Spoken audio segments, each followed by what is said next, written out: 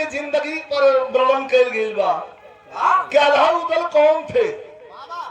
आल्हा उदल जब यहाँ से चल गई महोबा में तो उनका टाइटल आल्हा सिंह हो गई, उदल सिंह हो गई, नहीं तो रहे वाला दक्ष राज्य बक्ष राज्य आजमगढ़ करा यदुवंशी यदुवंशी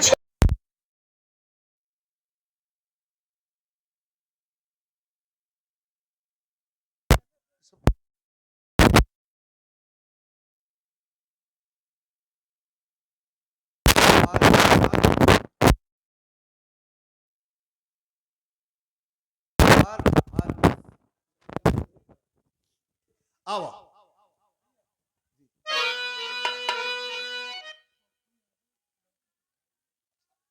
कन्या पक्ष से आदरणीय पप्पू यादव जी लड़की के भाई हैं, आपके द्वारा ये 500 रुपया देकर के मान बढ़ाया गया। बाबू के शुभ आशीर्वाद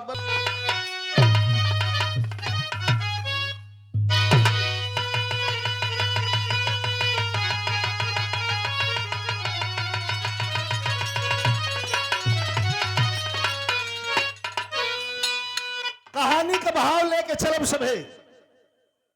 बहुत बिरहा सुन ले। हम निवेदन करब जितना भैया बैठल बानी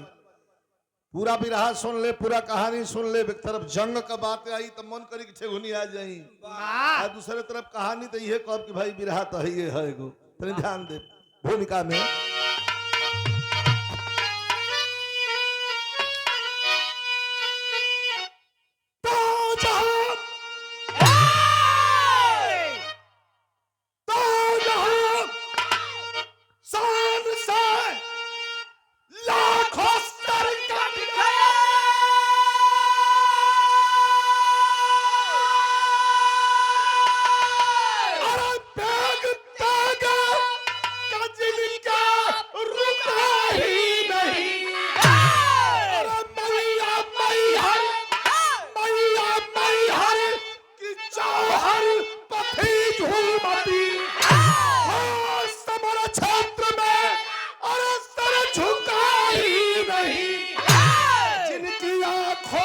दुश्मन है जो चढ़ गया चींटियों की तरह वो मसल कर चले। आल्हा-उदल निकलते थे जिस राह से मौत भी अपना रास्ता बदल कर चले।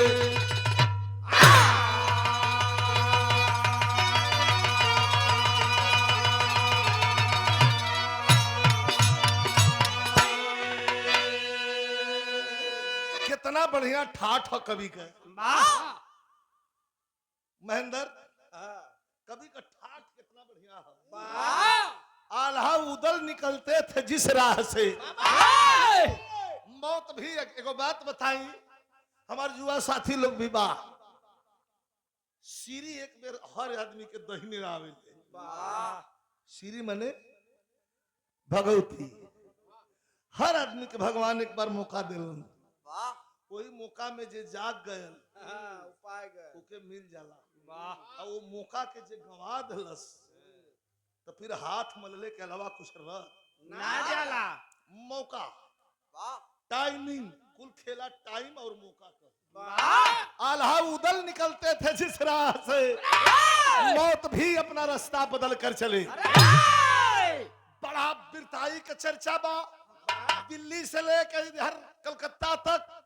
आल्हा उदल के दर्शन करे खातिर, देखा खातिर लोग तरसत रहलन। और लड़ाई के मैदान में जब तलवार लेके आल्हा उदल दोनों भाई निकल जात, अरे तो दुश्मन गनगना के जवन बात उन घुटना टेक दे रख के तलवार की सरकार जान छोड़ दा, लड़ाई ना करब। एगो गजल लगल बा गुरु जी लोगन के याद करे खातिर ने गजल के। वैसे हम तो नई से नई नुसरत फतेह अली खान से गुलाम अली तक के गाइला। वंदना गौले रहलीन, चमकते चांद को टूटा हुआ तारा बना डाला, मेरी आवारगी ने मुझको आवारा बना डाला। लेकिन ई गुरु जी लोगन के याद कर खातिर ने गीत के हम रखले बानी। कौन गीत बा?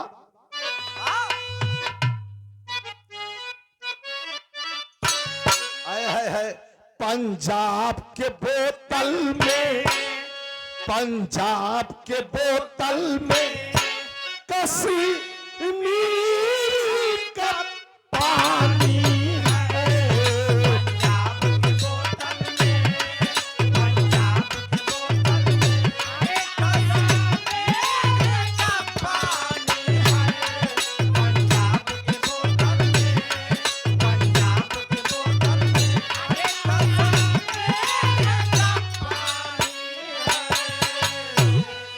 पंजाब के बोतल में कश्मीर का पानी है। पंजाब के बोतल में कश्मीर का पानी है। पंजाब के बोतल में कश्मीर का पानी है। अरे कश्मीर का पानी है, लखनऊ की नजाकत है। के साफ सीधा कह दई लखनऊ की नजाकत है,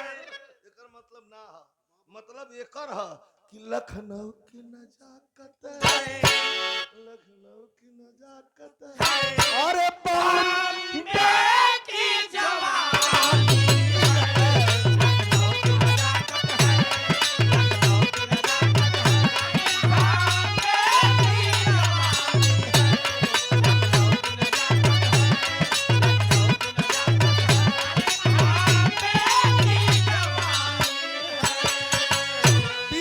शुरुआत हो गई कि जंगसाली जवानों के, जंगसाली जवानों के अरे तले वार पे पानी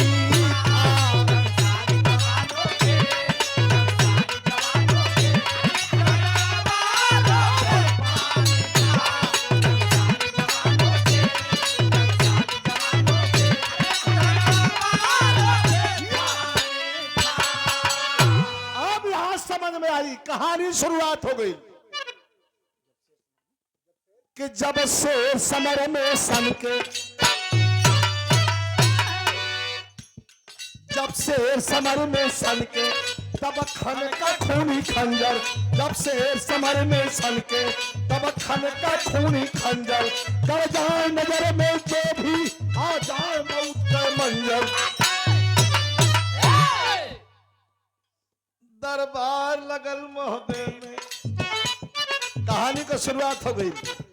दरबार लगल मोहबे में बैठे आल्हा मतवाला, दरबार लगल मोहबे में बैठे आल्हा मतवाला, उदल मलखान विराजे बैठल में सैयद ताला। बातों की चली परिचर्चा, एक तरफ आल्हा, एक तरफ उदल, एक तरफ मलखान, एक तरफ ताला सैयद, एक तरफ बेभा तिवारी, सब लोग बैठल बा अपने अपने तलवार के मुठिया पर हाथ रख के, और लड़ाई के बात चलत बा। वही में वो बात छिड़ गई। 2,500 लोग बैठल बा महल में सामने। अब बात कौन छिड़ गई? बातों की चली परिचर्चा, बातों की चली परिचर्चा, आल्हा चिंतित हो बोले, बातों की चली परिचर्चा, आल्हा चिंतित हो बोले, एक बात खटकती दिल में हर राज हृदय का खोले। आल्हा रोवे लगलन, कहलेंगे वो बात का हमके चिंता खैले जाती है। तो कौन बात का चिंता खाती है महाराज? कल उदल तनी खड़ा हो जा भैया, कहानी के ध्यान दिया जा। उदल तनी खड़ा हो जा। उदल खड़ा हो गया, का भैया कौन बात बा? का कोनो बैरी ना ललकार दिहलस? कहला नहीं ये उदल तोहर गाँव ना करौले कितना दिन भइल बा। उदल कहे 14 साल हो गई भैया, हमनी के मांगलिक जीवन बड़ा खुशी बा, बड़ा ठीक से बनी जा हमनी के। कहला कि 14 साल हो गई। आल्हा रोवल, कहला ए मर्दवा तू नहीं 14 साल हो गई,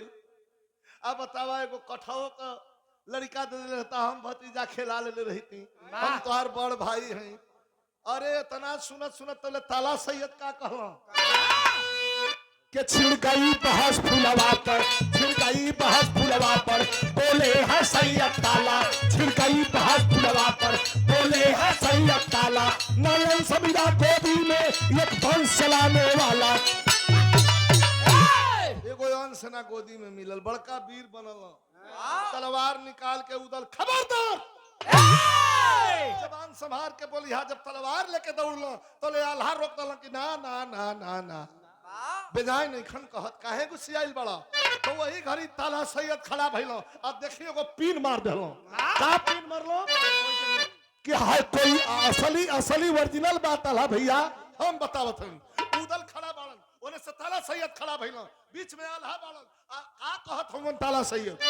हाय कोई कमी फुलवा में, हाय कोई कमी फुलवा में, या उदल की ना मर्दी आहो या तो फुलवा में कोनो कमी होई अरे तो उदले लेके तलवार मार भाजे तुम ये ना मरद होई हो। बात तेगा कटार भाला गणास से मार जब आदमी या तो मर जाई अने घाव लगी तो पूज जाई,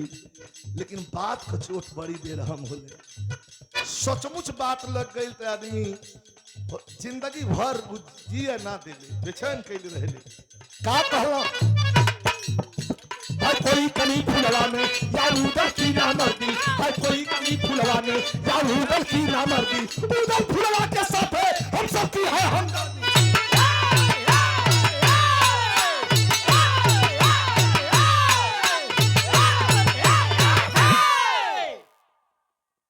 या तक कमी हुई फुलवा में अने तो उदले ना मर्द हुई तलवार लेके गन गन गन गन गुस्सा में कांपा लगला उदल। आला भैया बीच में अगर रोड़ा ना बनल रहता तो इनका गर्दन काट लेते आज हम। पूरा लोग बैठल बा हाई 2-2,500 लोग बैठल बा अपने अपने कुर्सी पर वीर लोग बैठल बा, लेकिन उदल के बात के इतना आघात लगल कि रोवत तलवार अपन धैला और रोवत वहां से महफिल से उठल न चल दे। कवि जी कितना सफाई से लिखल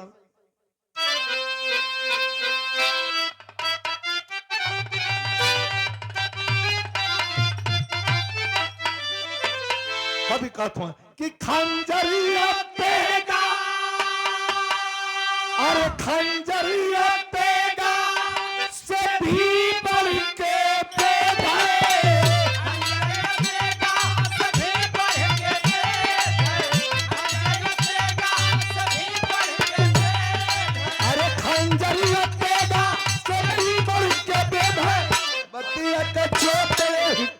जवान के छेद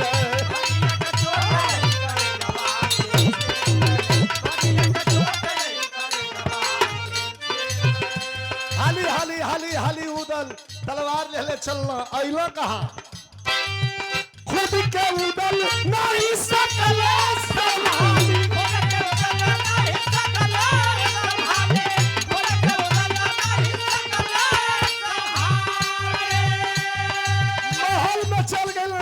फुलवा रानी बैठल रहली सिंगार करत रहली आ जाके इतना क्रोध में बाड़न बात इतना लग गइल बा का कइलन खुद के उदल नहीं सकल संभाली और फुलवा के मोह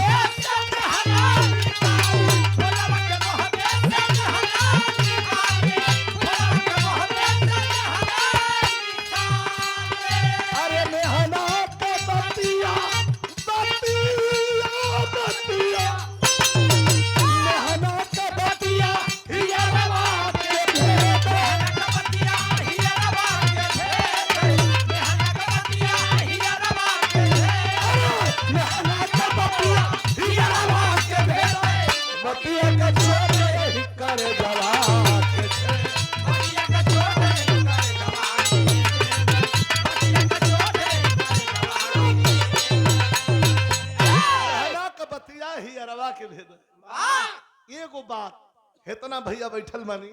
खाली एगो बात पकड़ के फुलवा के आ झोंटा लिया के बहरी जवन मेहरारू 14 बरस महल में रह गई कबू केहू नहु ना देखलस ये भैया हो पकड़ के झोंटा लिया के बहरी फेंक देलन। अरे अरे अरे अरे मालिकी का करतनी रोवा लगला उदल कहला कि बहुत प्रेम कह के तोहरा के लिए आई रही, लेकिन एगो बात ध्यान से सुन ला हमारा आग के सोझा से जल्दी दूर हो जा कहे मतलब मतलब कि तुहार महोबा से निकाला हो रहल बा, अब महोबा में मत अइहा। हम तुहार मुंह नहीं खी दिखल चाह। कहो 14 साल बीत गई, हमारा भैया के एगो कठो का लइका ना देहलू खिलावे खातिर फुलवा समझ गेल।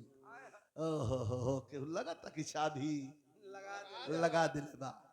हंसे लगल फुलवा, समझावे की कोशिश करते कि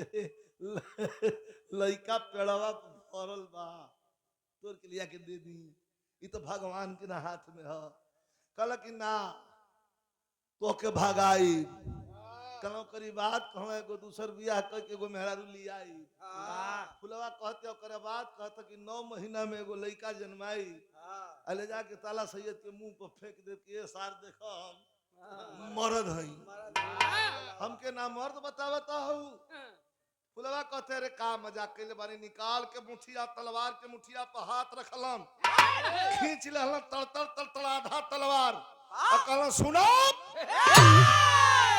आधा तलवार खींच ले ही, पूरा निकाल ले तो बिना खून ले ले अंदर ना जाई। तुहार गर्दन न काटे के पड़े, अपना प्यार का हत्या न बलि न चढ़ावे के पड़े, चल जा। मुंह घुमा लेलन, हेहर से हेहर घुमा लेलन। जब हेहर घुमा लेलन, फुलवा बेचारी खड़ी बिया, सोचतिया, एक बार ताकतिया महोबा के महल में, एक बार ताकतिया सीधा डहर, सोचतिया कि ना जाई नैहर जाई तो लोग का कही कि प्रेम विवाह करके गई रही है, देखा ही है भगा दिया से छुछिया, वही तरह छुछे खोइछा उधिया बतावताड़ी। बेचारी चुपचाप हुए डहर सीधा महोबा से ध लिहलस। चलत चलत चलत चलत चलत, या तो कवि जी तर्ज लिखलन,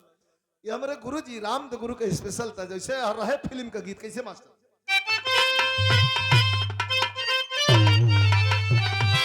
आए हाय कि चढ़ाते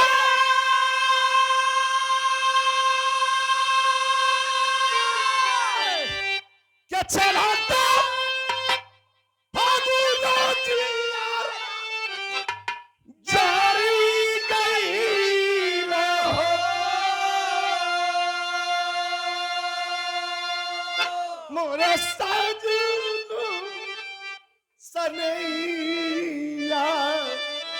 अरे ऐसे बढ़िया भाव हाई बा, देखी फुलवा चलल भी रास्ता में, दोहर में जाती है, सोचतिया और दिमाग कई हो जाता कहाँ जाई, तनी ध्यान दे। बिरहा बहुत सुन ले कब आप लोग, ये कहानी के विस्तार से सुन ले। कैसे मास्टर? क्या लजिया, अरे लजिया क्या मारे ना नहीं हारा हो कि भटकत फुलावा बेचारी माई,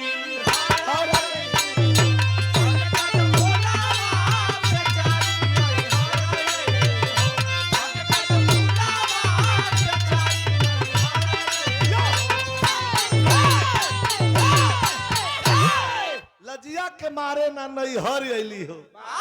भटकत फुलवा बेचारी मैहर गईली हो। मैहर शारदा माई के धाम कर कुल दर्शनार्थी जात रहलन सा, दर्शन पूजन करे खातिर वही के भीड़ में इहो फूलो हो लिहलस। जाते जाते जाते जाते सीढ़ी चढ़त चढ़त चढ़त चढ़त भुखायल पियासल आखिरी सीढ़ी पर जाके मूर्छित हो के गिर गई। हई मुहवा तनी लौकत रहे, इतनी सुंदर रहे फुलवा कि लोग बतावलन, इतिहास बतावेला कि एगो फूल से वो मेरा तौलात रहे, इतना सुंदर रहे कुंवारेपन में। कुछ दर्शनार्थी जाके पुजारी बाबा से लोग कहल, सिंगारिया बाबा से, ए बाबा एगो मेहरारू है सीढ़िया पर गिरल है, इतना सुंदर मेहरारू हमने का नहीं खींच देखल, लगा था कि देव लोग का मेहरारू है। अरे महाराज ओकरा गोरैया के आगे सोनवा का गहनवा फीका लगता। पुजारी बाबा माई का पूजा करत रहलन, तुरंत आरती दूसरा के थमा के दौड़लन लोटा के पानी लेके, अब फुलवा गिरल रहे, जल छीटा देहलन, छीटा पानी का मिलल, उठ के बैठ गई, आंख में आंसू बाप। पुजारी बाबा पूछलन कि बेटी अरे का तुहार नाव है? मुड़ी हिललस की नहीं जानत। अरे टटके मांग में सिंदूर बारे बेटी, तुहार मालिक के है? फुलवा रोवे लगल, कुछ नहीं खी जानत। अरे अपन वतन तो बता दो, इहो नहीं खी जानत। कल जब कुछ नहीं खू जानत तो हमके अपन बाप चाहे अपन भाई बुझिया। आई माई का बहुत सच्चा दरबार है। दुगो टिक्कर लगावा, एगो हम खाई एगो तू खइहा। वक्त आई जब तई माई खुद तोहरा परिवार से मिला दे बिटिया, आवा चला। तब मई हर कहे, अरे मई हर कहे पुजारी बाबा अदयालय सरनिया, कह कि हमारे ही हमारा ही के बितावा जिंदगनिया, क्या फिर से उजाला और पगिया सवारे गई हो, भटकत फूलावा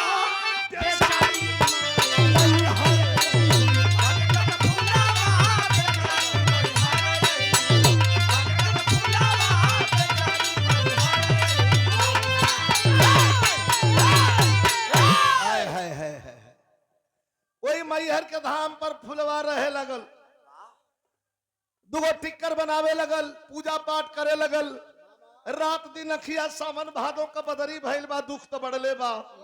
अरे जेकर घर छूटल, दुआर छूटल, सवांग छूटल, ए दादा अब हम दुख और भइला भी ना बाकी रही। बहुत दुख में बिता रहल बिया। लेकिन इतना भैया बैठल हुआ, ये सब हमन का टेलीविजन ना हो जा, रिमोट तो बस उसी के हाथ में है। जवन जवन चैनल जकरा जकरा पर लगा दे वो चैनल आदमी धो लेता। कई गो चैनल बा भाई, देखें फुलवा बेचारी हो जरा है लगल। 20 दिन जब वो धाम पर 20 दिन बीतल। 20 दिन का मतलब बा कि जब 20 दिन बीतल है, औरतन का एगो धर्म होला जौना के कहल जाला मासिक धर्म।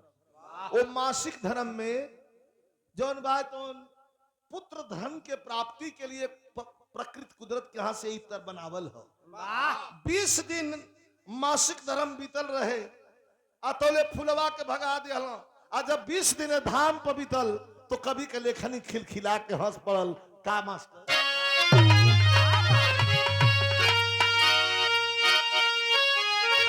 आय हाय बात हो कि यार जवन बादल विधान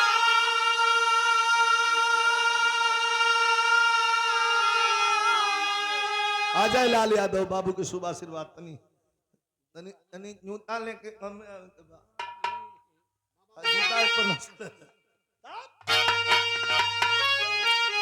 अरे जवन बादल विधान, अरे उलट फेर नहीं थे, अरे उलट फेर नहीं थे, तो परवाला के घर में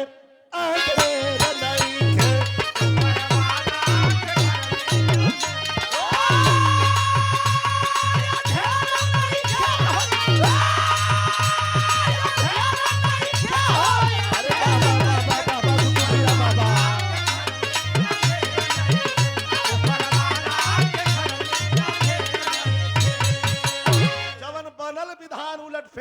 ऊपर वाला के घर में अंधेर नहीं खे। दोनों तर्ज तो है, लेकिन ये बात है, ये बात पर पुरस्कार हमारे गुड्डू खलीफा भैया उसरी से शुभ आशीर्वाद, धन्यवाद, तरक्की करें, आगे बढ़े। आप कभी जी लिखत हुआ बात खुला दिया कि जवने माह फूलवा, अरे जवने माह फूलवा के उतल दूर कैला, वही महारानी के गर्भ रही गईला, वही महारानी के गर्भ रही गईला, वही महारानी के गर्भ रही गईला। 20 दिन जब बीतल तो फुलवा महसूस कैलस कि हे दादा ये ऐसन काहे होता। तब कभी के लेखनी तोपला कहले बे कि माई के दूध से, माई के दूध से न बढ़ के दवाई, अब बेटा पिया तब असर दिखाई,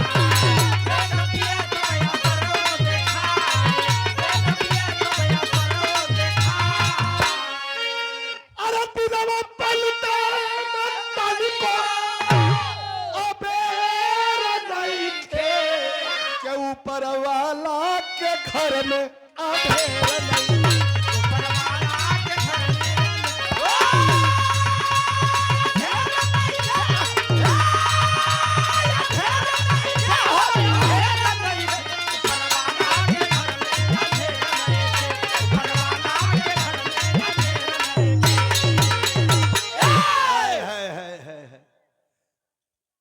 दिन बीतल तब महसूस भल है बेटा। अरे लड़के बेटा बोला मत अरे मन कर बैठा बेटा शांति से बैठा बोला कि नहीं। 20 दिन बीतल तब फुलवा के महसूस भल कि अरे ओकरा ओद्र में उतरा कोख में ओकरा स्वामी का प्यार पल रहल बा। एक बार मन बनौलस कि चली का फिर रोवे लगल कलश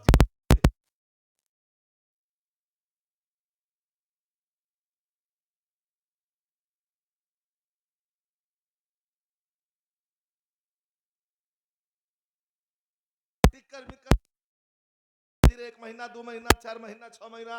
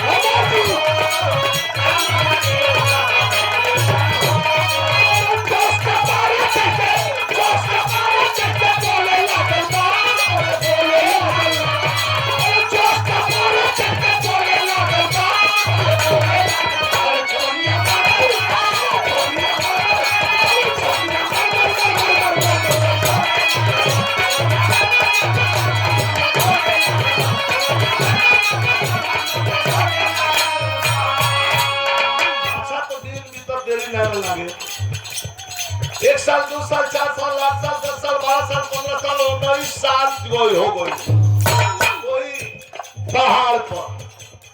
4 बगैया बाड़ी सकेयन के चरावता खिलावता खियावता पियावता दूध जंतु होता पूरे जंगल में पी जाता प्रसाद जवन आवे कुल खा के इतना दंड माई के फुलवा के बतौला अनुसार इतना रियाज मरलस जो 19-20 साल की उम्र में अब तो बहुत के पेड़ पर लगन ताकत हो गई अतौले कहानी देखिए घूमो किया तवने ही घरिया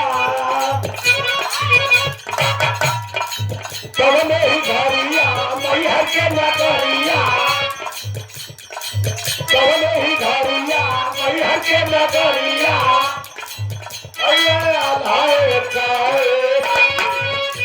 आल्हा उदम के भैया आ गई महोबा से दर्शन करे खातिर नीचे अखाड़ा रहे कोई जंगल में भैया हो बहुत ध्यान दे एकदम हिले के मौका नहीं थे और जंगल में जाके लोग चुआ रहे पहाड़ का चुआ पानी से नहा के दौड़ के जाके अखाड़ा पर आल्हा लमुका जमीन चढ़ा के ठोक के ताली अगर 2 चक्कर दौड़ आधा बहुत बड़ियार बीर रहा उदल के मलखान के देभा तिवारी के ताला सैयद के परमाल के 5 जना के लड़ावा अखेर मलखान के आधा इतना ताकत रहे ठोक के ताली उठा के अखाड़ा के माटी फेंक के आसमान में जब अखाड़ा पर दौड़े लगे तो बगलिया में देखो कि वो लई लड़का बा पतरे खबा आ खूब रियाज मारता मर धरती पसीना से डूबल बे इनका के जलन होके लगल के रे साला हम आधा है कहाँ से जंगली फंगली आके साला ई धरती पसीना से ढले बा कोई जैसे आला करो लड़का अरे तो कमेरी आज मार लड़का खड़ा भल कलर के उहे फुराक लेकर है तू का जान थई के त माने हम आज कम मारी की ढेर मारी तोहरा के कोनो दिक्कत कोनो दिक्कत ई बा कि ढेर मत मार लिया जा तो लोग ले खुद तोर जोर हो लड़का कहत की केहू आउ बा तोहरा संगे कहा ना हम तो अकेले बानी कहा तो सारा दिन लड़ी हा कहा का है कहा कि हम तान के पटक दे तो अपना गोड़ से ना दे वो उठा के ले जा अल्लाह का देहिया छोप के ले लो अरे साला इनके तरह और बात कहो करी भाई तब कभी कहत हूं पहले ही बारिया मल्हर के ना करिया अयो अल्लाह का है और खड़े पत्थर जीत से भाई अखाड़े पत्थर पर जीत से भाई करे जा फटा था बहुत के आगे सड़क आओ ना मन मत हाथ मिला भाई ना जानकारी में हाथ मिला भाई चल लगा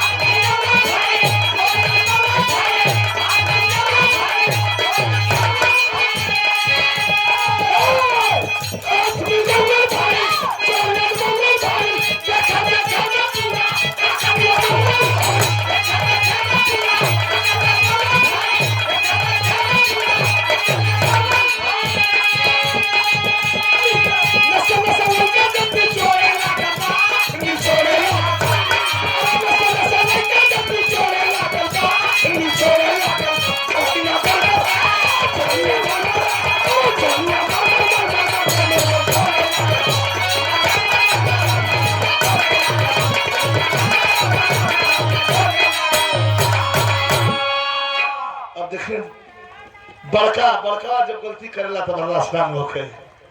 आल्हा बोला तली हम हाथ मिला के लेकर आई अपन हिसाबे किताब से हाथ पकड़ बा अपने 1 कुंटल का हाथ उठा के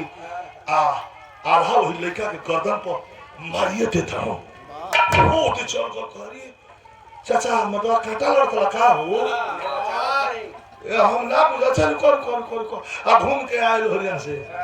आल्हा अपने मगन चूर बना के सार ना धरती ढले बड़ा आओ तोड़ देला के आसे रियाज न करबो आ तौले वहां से झुला के हाथ आया के खाली हथवा पे अखिया पुन के हथवा इधर क के घुमा के जमन हाथ मगला साला के गर्दन पर कि भर मुंह माटी उठा ले हम आधा पल्ले उठ के फिर सूती तो पूछा लगा कहाँ घर है रे बाबू बोला बॉस एक हाथ में ऐसे लोग कहनी है कि क्योंकि लिया लोखा तो लड़ी है ऐसे मत लड़ी है कहाँ घर लगला पूछे ना आला कहवा करे तो के लड़का जान के दया करते अशिष्ट बालक पटक दे काम लाग ना रहबे कहा कि सोना ढेर बढ़ के मत बोलो अब कितना पानी अगवे आई आवल लोड़ी लो हमरो देह में गरम अब दोनों वर्ष गर्मवल हो गई लाला एकदम गरमा गेल कि ये साला के अब ये फिर में पड़ गए एक कुछ हम भौंक के तोड़ के तेज से भेजो अगर लड़ गए तो लाल बिहारी मिश्र के दर्ज लगे बस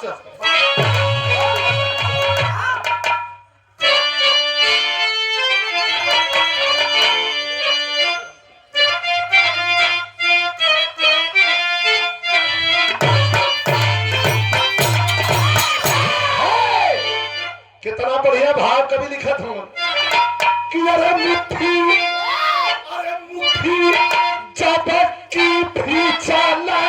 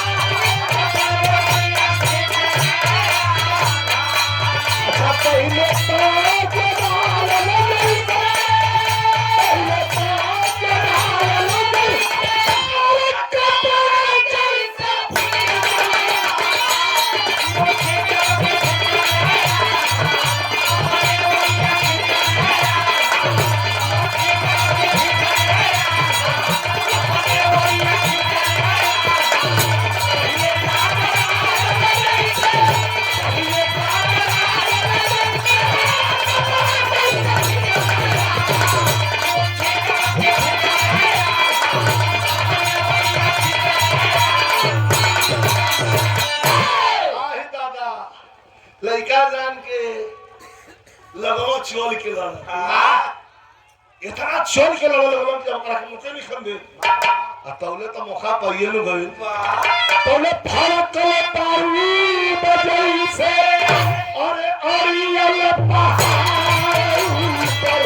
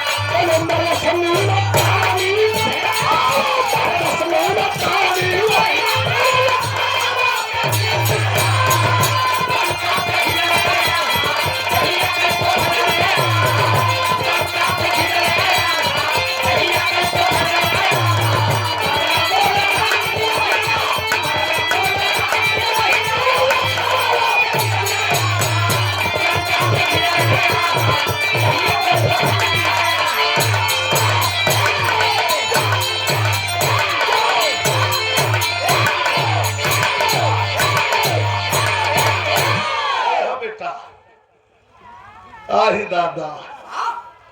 जौना बात के डर रहे उहे हो गए तेरी बयान कभी नहीं सुनोगे नहीं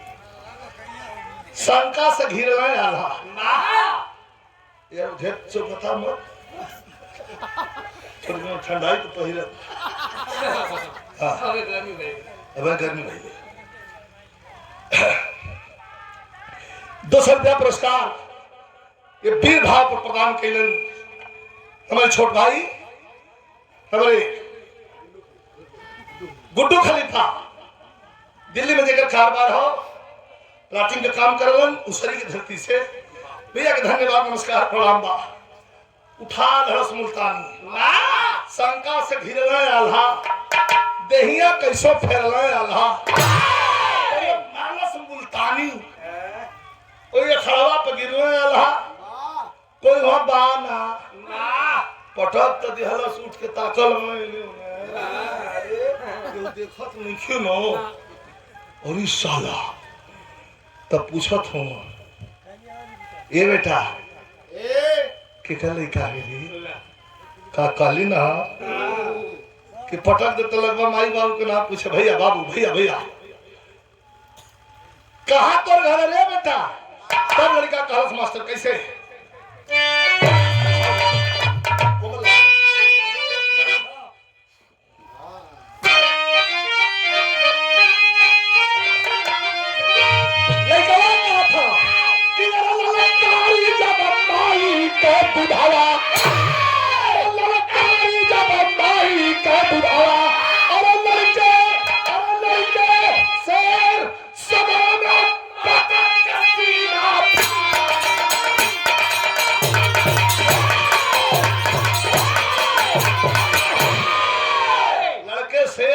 फारी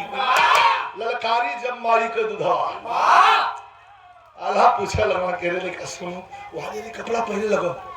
नेखा बुझो हमर माई वही मारे ले हमके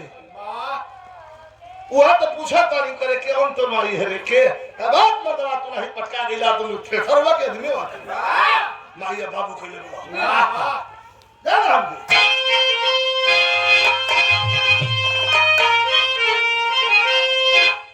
काजनी काहे पटक दिले बा लेकिन एकरा से मन करता कि तने सीने से लगा ले यही से कालियां खून की कीमत कभी कहा था कैसे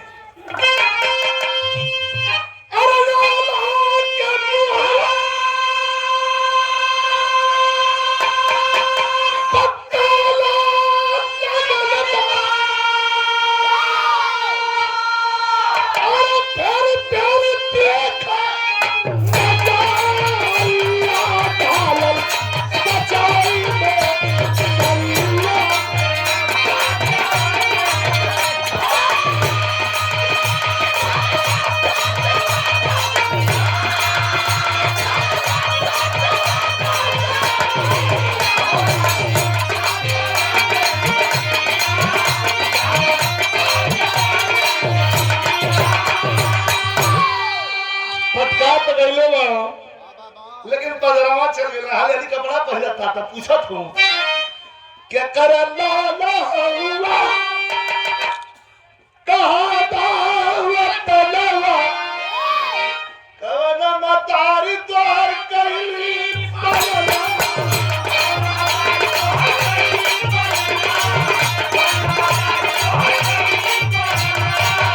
ले लुका के कर लिखा है रे बता दे से चल कर भागल जंगल में सम गजन के बुलाओ नाव रखले बा गजन के बुलाओ चल जाओ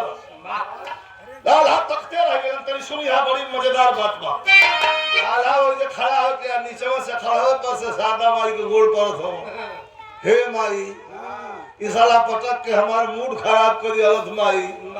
हम दर्शन कर कोना मुंह से आई माई हम जाता नहीं महोबा फिर कब आई आगे में महोबा भकुआ के बैठल हूँ उधर देखवा कहना कि भैया ये तोरे तुहार मुंह हम कबो ना देखल भैया बड़ा परेशान बड़ा कैसन तुहार मुहवा तरीका भला भैया अलग ना नहीं ऐसा बात ना हो नहीं बात पूछते आई के महोबा आई के हो बाबा अरे करे लगल चरिचा बाकी न बताऊला छुआले बाबा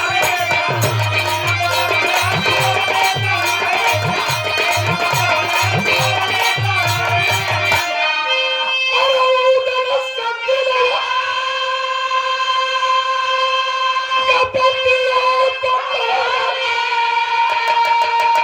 अरे सोते भरली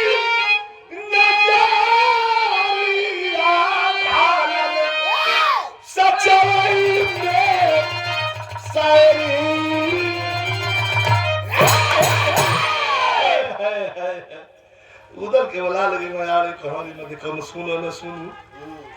एगो लड़का होई महिहर के खड़ावा पर का दर्शन कैला हो कि ना करो ना करी कला का है का तो ये तो बताओ बड़े हाथ बताई बड़े मत तू नहीं एगो लड़का होई महिहर के खड़ावा पर रहल है उधर और जब पिछवा से तेरे पकड़ के डरिया अब बीम जब घींचे लागल हो तो ओकर देहिया हमरा धड़क दे कर जावा धक दे कैला सो कि हम लागल कि हमार उदल आ गइल का तो ये मत लो कर देहिया नक्सक रहल है कल आगे बतावा कल का आगे आगे पूछले वाला 3 बेर 2 बेर पटक देला सबके का कहवा कह पे जाने की कह 2 बेर हमके पटक दल कह 2 बेर पटक देला का हम ना माने कल पटकाइल बाने हम तब हम न माने तुम न तब उधर कहा कि एक वीर पुरुष का कोई वीरता करेगा गुणगान करे अरे एक वीर पुरुष का कोई वीरता करेगा गुणगान करे तो समझ लो उसमें है तब बारूदों से आसमान भरे उधर मोहब्बे की धरती खाती है अरे एक पैदा वीर हुए बारूद यहाँ की माटी है कमन रहल जब मोहब्बा के इज्जत उतार देलस ओकर नाम बतावा ओकर गांव बतावा ना ओकर हम ना जानिला ना ओकर भागेला पटक कोई जगह में भाग गए कह दे हमारे भाई का इज्जत खराब करे 1 मिनट सुना जब हमारे भाई के पटक रहे उधर कहन कि हम मानम ना पटकब जरूर दुनिया में कहीं होई का पैबे न करवा जंगल में भाग गल ताला सैयद से पूछलन कि हेलो ठीक है कोई बात नहीं साथ ताला सैयद से पूछलन कि कहो ताला सैयद नाग पंचमी कितना दिन बाद कहलन कि नाग पंचमी तक हम कह रहे थे भैया 10 दिन बाद कहा 10 दिन है तो एक काम करा 10 दिन बाद तो तैयार हो जा मैहर के धाम पर कुश्ती होगी अरे मैहर के धाम पर कुश्ती होगी ना लगा वक्त ऐलान हुआ खाली बड़हुदल की कुश्ती होगी मैहर में फरमान हुआ एक एक पीस सजे मोहब्बे से एक एक पीस सजे मोहब्बे से देखा रणधीर चले ऐसे लगोटा पान के फेटा सभी मोहबिया पीर चले तैयारी आवाज ना हो भैया बोल जाओ खाली ध्यान से सुन जा जवान सज गए कहो कि 10 जब इसे ना मिली तो मैहर में वो खड़वे पर दंगल रखा जाओ डुडुया पिटा गई बुंदेलखंड से लेके उत्तराखंड तक नागपुर इधर लखनऊ से लेके बनारस तक सब लड़वैया जुटे लगना कि उधर के कुश्ती हुई उधर के कुश्ती हुई के लड़ी उधर से यह मन में बात बाकी आखिर उधर से लड़ी तो लड़ी के आज के 3 दिन पहले डेरा पड़ गए बिरहा का मेन पॉइंट ही है डेरा पड़ गए लाके आज खाना बने अगर उधर जो बात नाग पंचमी का दिन जब अखाड़े पर चढ़ रहे हाँ चढ़ के आवाज लगाउलन कि कोई है माई का लाल तोड़ ले कौनो आओ सोनिया से ताला से दौड़ के पूछो कि भैया तनी चीना चीना चीना चीना हाय ये ना हो कल ना भैया के हम देखता चीन ही आँख पर छोड़ गई बा जौन पटकले बा चिन्हावे के ना पड़ी देखता चीन जाई हम ए भैया जब 3 बजल हो तो फुलवा का लड़का अच्छा कहला उधर के लड़का अमरजीत पगड़ी गरी बनले आके खाना पर चढ़ल आल्हा दौड़ के आके उधर से कहा हाय हे हा दौड़ के जाके ताल दे हम उधर कनवा में कहवा के सुनली हम कि हमारा भाई के पटक देले हम के पटक के दिखाओ लड़कवा कनवा में कहलस कि तू ये भाई हवा जा के औरी हवा जा कहा मतलब जो जना हो खजा कुल जना के बोला अल्लाह आई घरी घरी हमें झंझट में ना पड़ा हमें इकट्ठा पटक के खाली करी चलिए और काम बा हमरे की रोज पूरा जमावड़ा जुटावा हम रोज रोज आके लड़ी तो से भैया हमारे लम्बे निकल जी और चला का कुश्ती काल 10 बजे कहा यार कुछ फजियत हम ठीक नाम 10 मिनट में फरियाई हम चली आल्हा कोइला उधर के धाली हम कल हाथ जोड़ थे हमार भाई आंख फड़के थे भैया मतलोरी बाप रे मतलोरी दादा भाई आंख फड़के थे पटक दी तो के उधर का खावा अपने पटका के इला मदवा तोफा हुआ इधर हम इकट्ठे लड़वैया होलो हम तो देखले एक लड़वैया बनारस में नाम ना बता YouTube चलता खूब खियावल रहा खूब जोर रहा अखाड़ा में केहू के अपने अखाड़ा में जहाँ रोज जोर करावल जाए वो अखाड़ा में केहू के ना छोड़ो सबके पटक दे और दंगल में जाए तो हथवा मिलता ऊपर बुखार हो जाए 101 डिग्री 102 डिग्री एकदम हवा लाल हो जाए जनाब कई दिन से बुखार पे उठा जाए आदमी के हम भैया हाथ जो छोड़ जाए दंगल कच्चा रहे तब बात गल ऊपर कलश के काल 10 बजे होई ना कहा होई बात गल माई के हम फुलवा माई के आंचल धर के आ लड़का अमरजीत कहता कि माई रे ए भाई हो जो इठला के पटकले रहली हम 15 दिन पहले अपना भाई के लेके आइल बा तने ऐसे बात दे दे माई फुलवा जब अपना लड़का खन्नी होरा सुनस तो पकड़ के अलिया के माई शारदा भगवती के सामने बैठा के और कोई कपार पही है अपन आचर उठा के आ करत के हे भगवती सवाल महोबा के इज्जत कहा भगवतियो माई कंफ्यूज बड़ी अरे निचाओ वाला महोबी है हम सब अरे हो महोबी है हे भगवती सवाल महोबा के इज्जत कहा लेकिन का कहनी हमारा लड़का के विजयी बना के भेजिया ये 20 वर्ष जो तोहर सेवा कैले ओकर फल ये मांगता नहीं दुनिया में कौनो लड़वैया होखे हमारा लड़का के पानी बचे है लेकिन कौना रूप में कहली मास्टर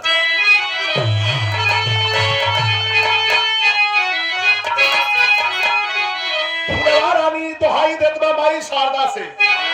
कि अरे कुश्ती ना इज्जत हो खंडारी पानी डूबीना और रखा लाजे कोई हर का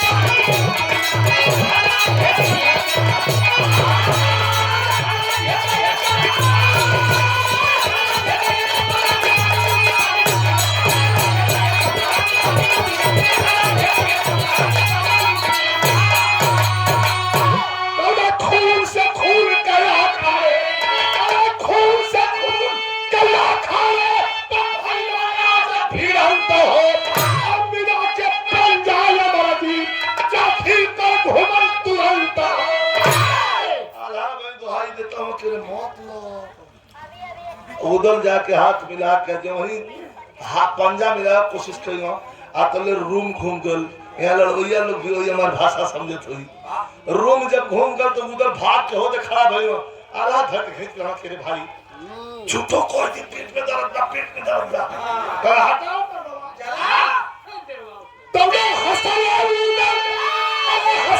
उधर करत बात चल खाली पानी तू दीवा और ये कम मिनट में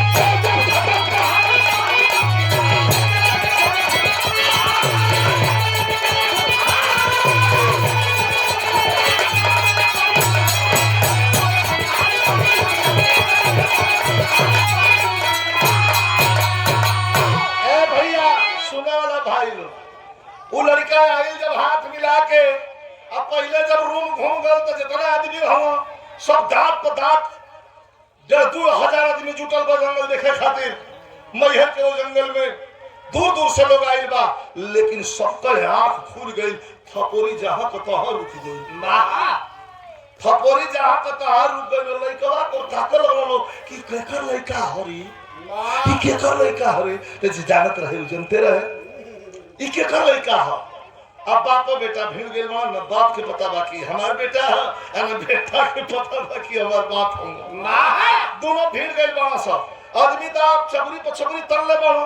कि बाहर लइका उधर के रोक देहलस 10 मिनट 20 मिनट 25 मिनट 30 मिनट 1 घंटा जब बड़ा पहलवान मती जब उधर के खींचे लगल लोग कहा कि हाँ हिदादा उधर के खींचा ताली और ये कौना का लइका हरे से बढ़िया तमाशा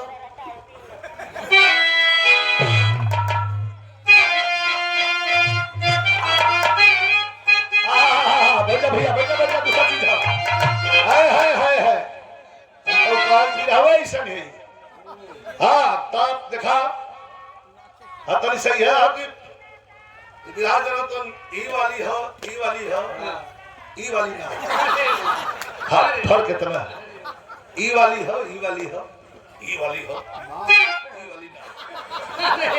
ऐसे एक ध्यान रखा हमरो इज्जत रखा अपन रखा का पूंजी मास्टर अब ना जब भीड़ गई ना तो कभी कहा थमन के लोहा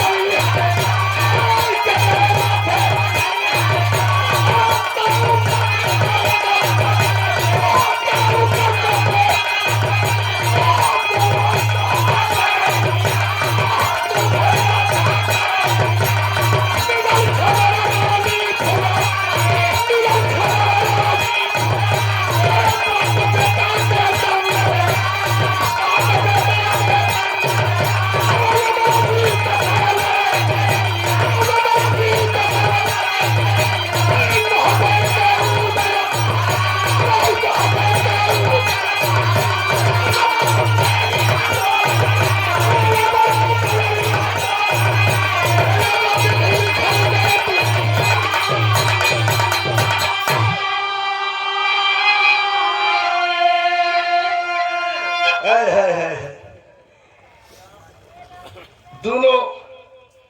2 घंटा बीत गई। नीचवा से कुश्तिया देखत एक आदमी गई धान पर फुलवा से पूछलस कि का हो तुहार लइका बा कल लइकवा लड़े गइल बा। अरे भाई कैसे भाई बाबू कैसे लड़े गइल बा? फुलवा हंस के कहत कि आज बरमोहर से लड़ी तो उनके पटक के आई। कैसे?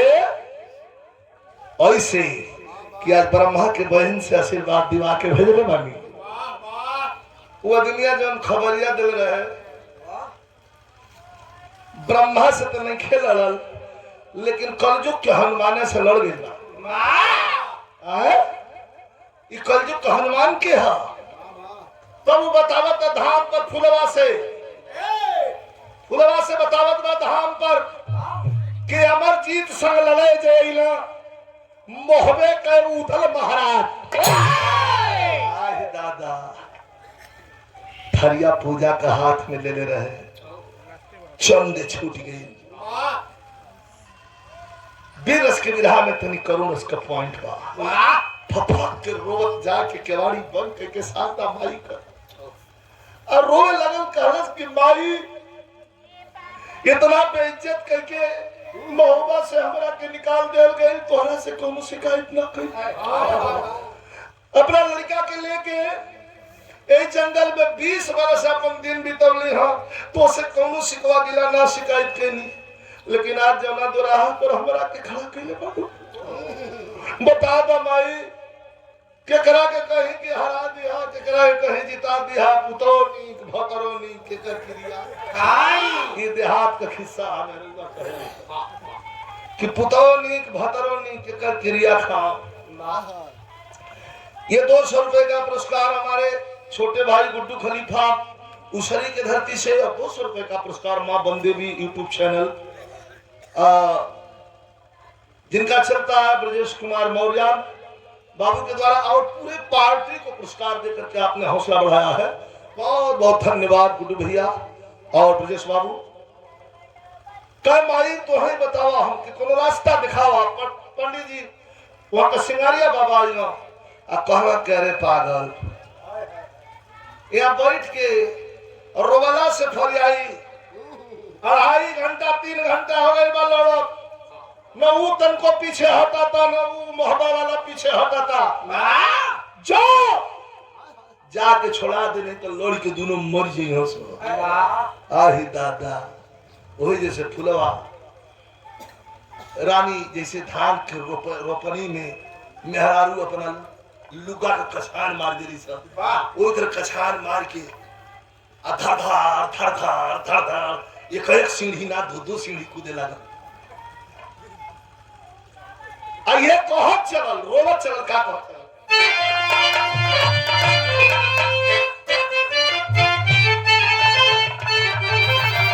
ये रोवत चलल कहलस कि काए मैहर वाली बाली, काए मैहर वाली बाली कौन कौन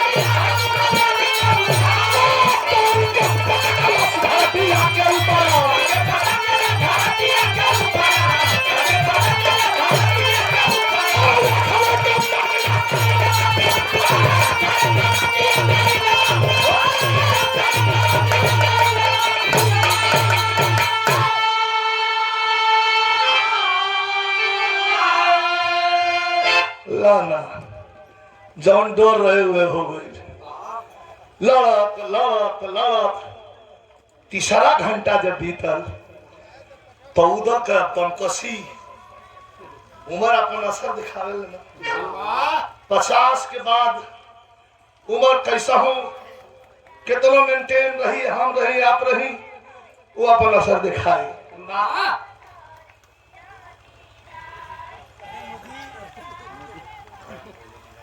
छोटे भाई ये वीर भाव पर राम भजन यादव जी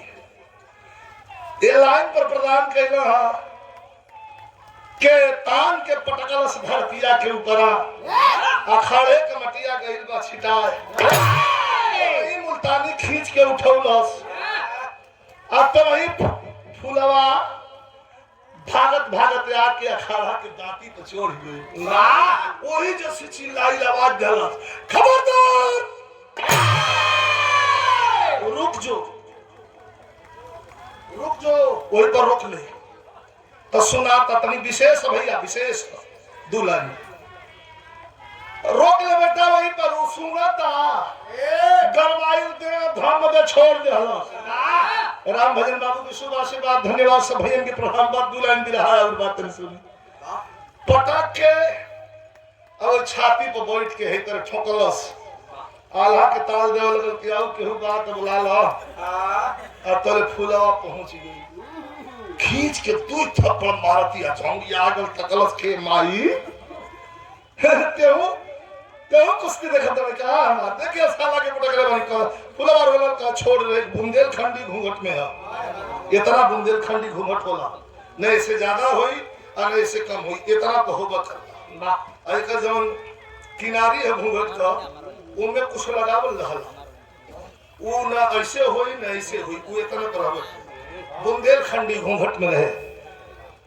का छोड़ रे का नाम आई छोड़वाओ म एके मुआई अरे मोबाइल बड़ा छोड़ का ना छोड़ब रे तब फुलवा के आंख से आंसू गिरे लगल और रोवे लगल भैया का कहती है फुलवा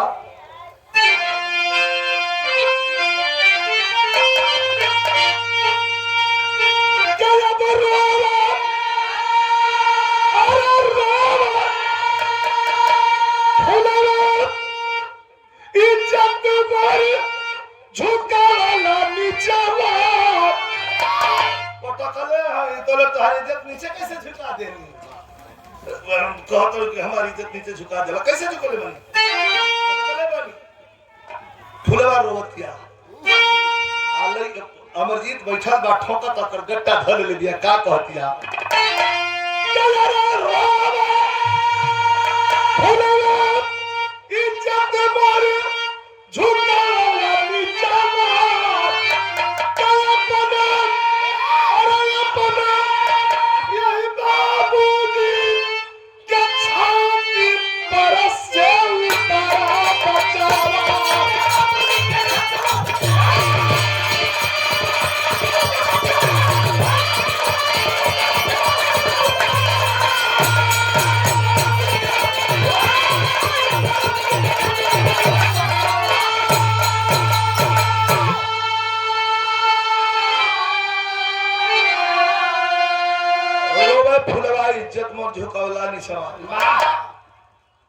अपने बाबूजी के छाती पर से उतरा छटक के हो दिखड़ा भले कुछ के मायरी ये बाबूजी हो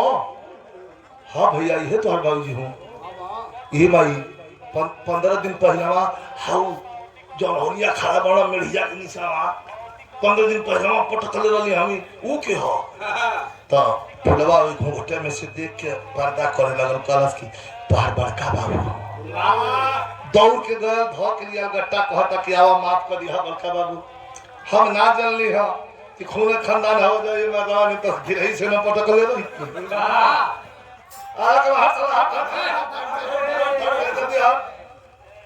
उधर उठ के धूल जाके खड़ा भइलो हाय हाय हाय हाय हाय फुलवा पर जब नजर उधर के पड़ल ते आंख सावन भादो हो गई लगन रोवे कारण के हम तो हमारे कपार पर शनि देव सवार रहो हम तो के भगा देली तोके हमारे याद ना आई तोके लौटे के ना रहल फुलवा कल का लौटे के बात करत हुआ इतना बेइज्जत केहू हो जाई तो कौन मुंह लेके जाई हो लेकिन ऐसे बात का कहीं कुल का हो ई का हम समझ ना पाते तो फुलवा बताओ थे कि जवने माह मोहबा जवने माह मोहबा हम छूटे साजना अरे वही माँ अब कोठिए में पाला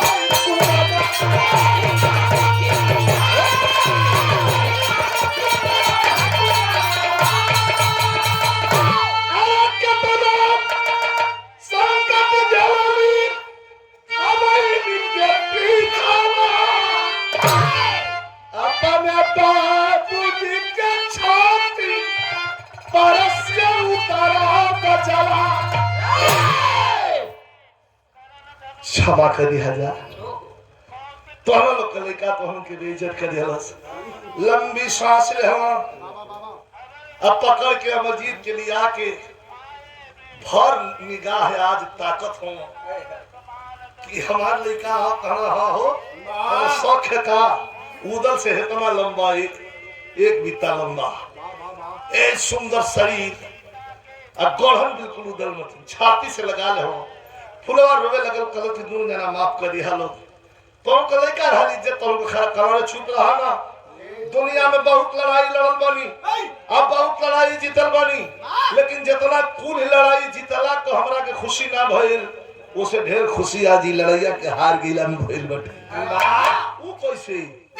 ये सबका खातिर लाइन बा आखिर लाइन कि दुनिया में चाहे हर एक बाप समझदार हो अब बेटा वो घर निकले वो हुसैनदार हो हर पिता दुनिया में ये चाहेला कि ओकर बेटा ओहू से आगे जाओ ओहू से शानदार निकलो सीने से लगा के आप बलैया भर भर के लेत हो उदला कहन अरे लाल कोहिनूर दामनी के लगावा कलपना पामुनी के छाती पर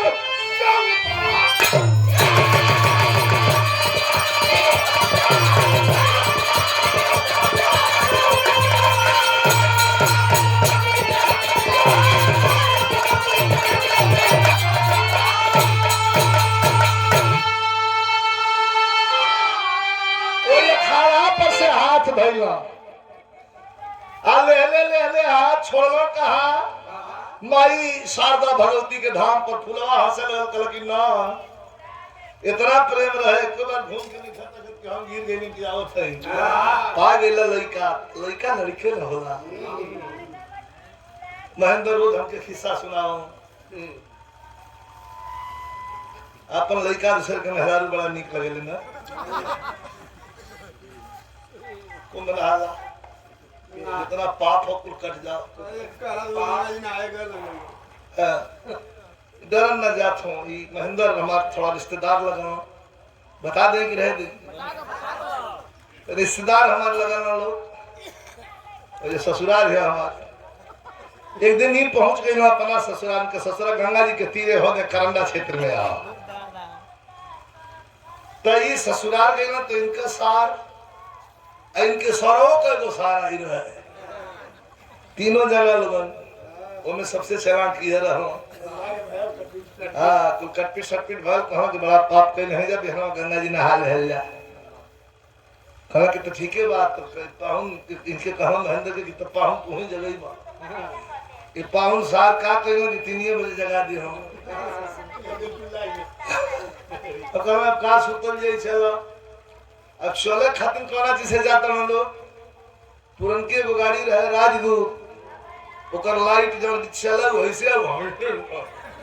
एहर के ओकर लाइट रहा अजोर उतने दे जैसे जना की छोड़ दिया कोई तो बैठ के तीनों जना गइलो लोग गंगा जी के किनारे अब वहां पहुंचलो तो इनका सार कहो कि अरे यार गमछा उछा तो भुला भी नहीं था कैसे नहाल जाई तो फिर राज दे तुम कौनो बात नहीं खे भुला गए बनी जाते के देखता ओनिया तुनी सन नहाला नहीं हम नहाले ओनिया हम नहाले क्यों देखी साला चल निकाल के कपड़ा लोग वही जोन बा मोटरसाइकिल को धो के हॉल के छाती भर पानी में बुड़किया जो ही मारत रहो जा अतले दुगो चोर घूमत रहो सब कपड़ा वाले के जमा हो भाग गए ना सब निकल के लोग जोन बा बाहर कपड़ा खोल कपड़वा तब फिर राय देत हूँ कि कपड़वा मत चिल्लाओ थोड़ी देर में जोर हो जाई हमार खोल दे बहुत बेइज्जत कहो तो का कर जा कहो मोटरसाइकिल स्टार्ट करो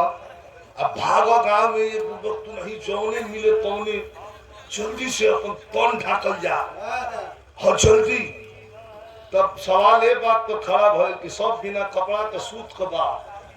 चलाई के एक बात अड़ी गई तब दोनों मिल के इनका सरवा है उनके सरवा का सरवा कहा के दीजा तो से बढ़िया के गाड़ी तू थोड़ा साफ चला लो अपनी कम जगह भी तू ले ला कबो तू चुतर उठाओ के चला दे तू बड़ा कलाकार हुआ सब को सोने रहो बड़ा तो ही ले चला अब इनका फूल के कुत्ता हो गई ना अच्छा ठीक है तो इन पर कहीं बैठिया सो स्टार्ट तो कर दिया भेजल दे सीट पर एक तो बैठना तो छलक भेज नीचे ये संभालना कैसे अब तो इनका सरवा अपन छपछपा के बैठत बस हटा कमारे लंबे बैठ साला कहा कि दीदा तो वो कहाँ है आती कैसे कुछ के स्टार्ट के गाड़ियों कहत रह क्या भेंट कैले गरीबन से स्टार्ट के लेके चला लगो तो पूछो कार्य कोनो दिक्कत तो पिछवाड़ा कहता कि बहुत मजे में है हम पिछवाड़ा कहता कि बहुत मजे में है हम तो पिछवाड़ा कहता कि तो आधा खुशी आधा निकाल कहता कि आधा खुशी आधा आई पकड़ के मोटरसाइकिल अपन जगह तो टंकी पर टंगाल हो कहा रे साले बर्बाद हो गए हम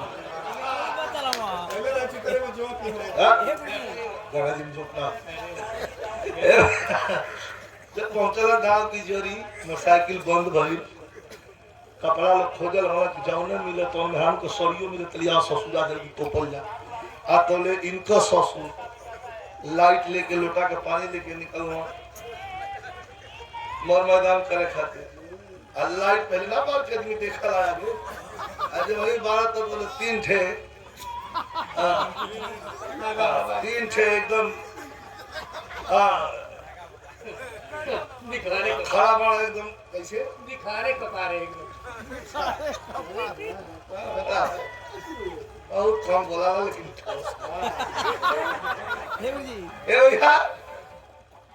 अब देखावा तो उनका लोटा के पानी फेंका दिल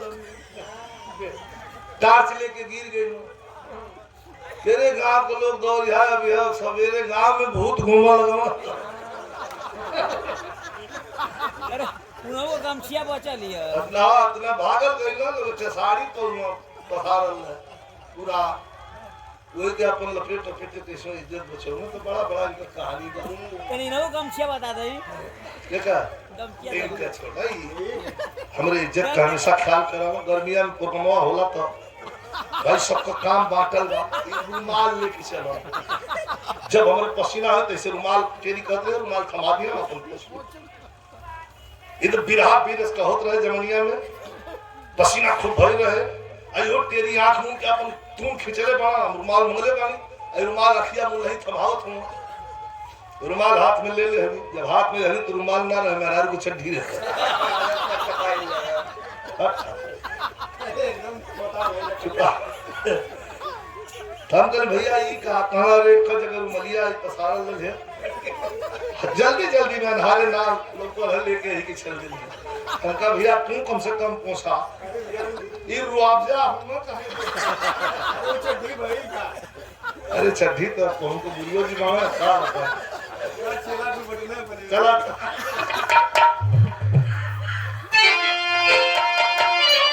लेके मैहर के धाम पर पहुंचलन हवन पूजन करा के अल्ले के महोबा में चलन भाव अंतिम गुरु बिहारी गुरु गणेश गुरु रामलाल की लीला रामदेव चंद्र का कभी का जोड़ कोई ना मलकारी जब